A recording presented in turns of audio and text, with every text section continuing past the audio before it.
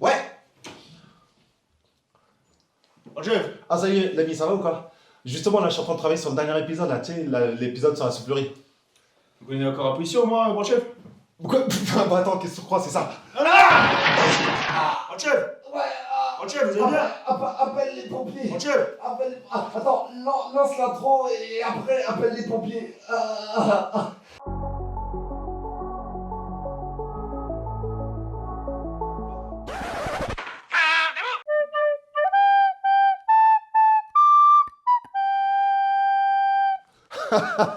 Ouais. Salut l'ami, je sais que tu vas bien. Alors dans cet épisode, j'ai assisté à la toute première compétition de VR3 organisée au sein de la 11e brigade parachutiste. Et si tu sais pas ce que c'est, eh ben suis-moi. Ah. Et voilà, je viens d'arriver dans la soufflerie de Lézignan. Elle s'appelle Fly Zone. Et on va voir qu'est-ce qui se passe à l'intérieur.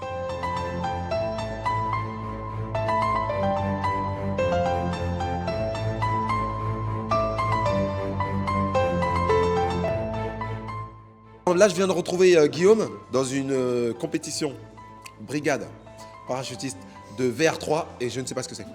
Alors le VR3, c'est du vol relatif à 3.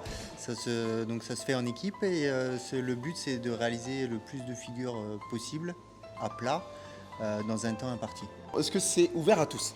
Oui, c'est accessible à partir de 5 ans et après il n'y a pas d'âge limite, hein. Tant qu'on est en forme, on peut voler.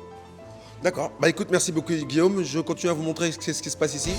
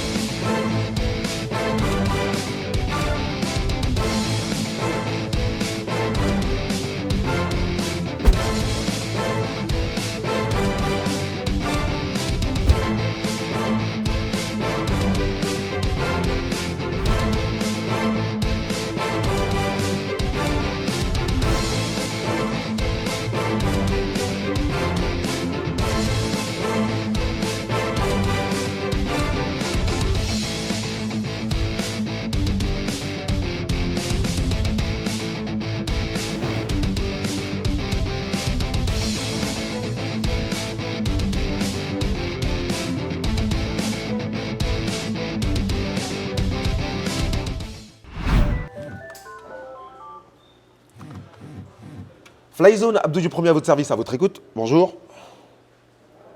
Abdou, tu fais quoi là? Oh, tu fais quoi avec le TPE?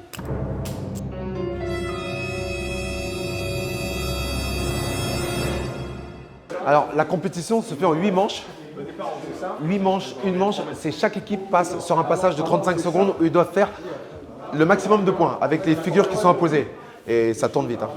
Donc voilà, donc à la compétition, il y a une équipe de la brigade, il y a une équipe du 35e RAP, il y a 2 équipes du 17e RGP, il y a 3 équipes du 1er CP, une équipe du 1er TP, une équipe du 3e RPMA. Donc voilà, donc je suis avec l'adjudant-chef Greg, l'état-major, qui est à l'initiative de la compétition en fait. Comment vous êtes venu l'idée?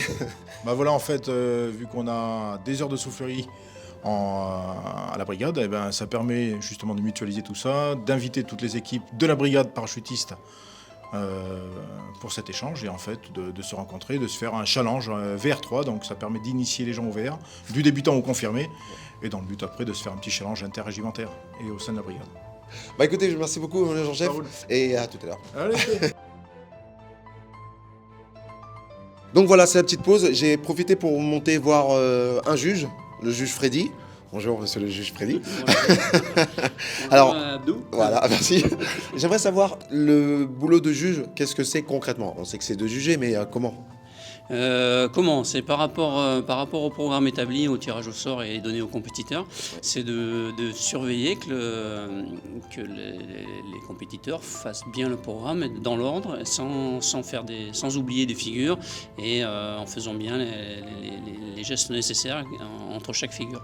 Voilà. Depuis cette année, a été mis en place un jugement direct, c'est-à-dire que les compétiteurs, dès qu'ils sortent de la veine et qu'ils ont fait leur performance, quasiment dans les 10, 15, 20, 30 secondes maximum, ils peuvent avoir leur résultat. C'est vraiment plus agréable de juger en direct.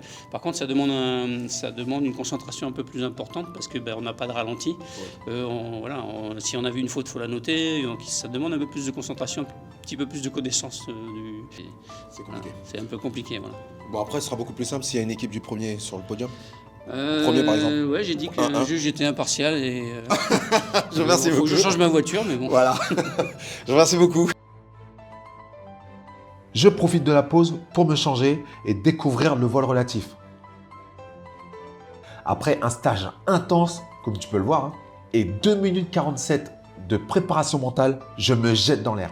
Je me jette en l'air, je me jette dans les airs, je me jette dedans.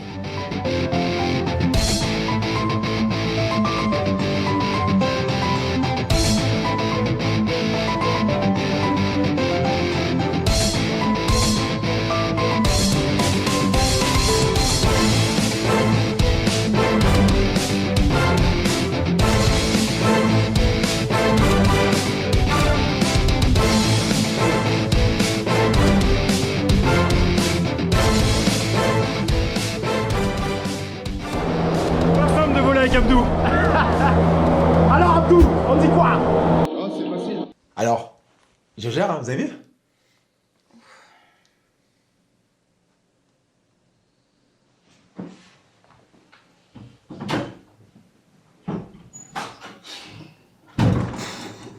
On l'a peut-être un peu vexé. Ouais, je crois. Là, c'est le moment de s'abonner, liker et commenter. Donc là, en fait, c'est la septième manche, et c'est vraiment tendu entre les 3 premiers. Je vais vous montrer où sont les 3 premiers. Non, genre en fait, je vais pas vous montrer pour vous garder le suspense jusqu'à la fin, en fait. Mais c'est très, très, très serré. Attention. Quelques années avec l'ambiance que j'ai connue il y a longtemps et qui se perd dans d'autres régiments que les TAP, gardez-la surtout. Donc voilà, on vient d'assister au classement final.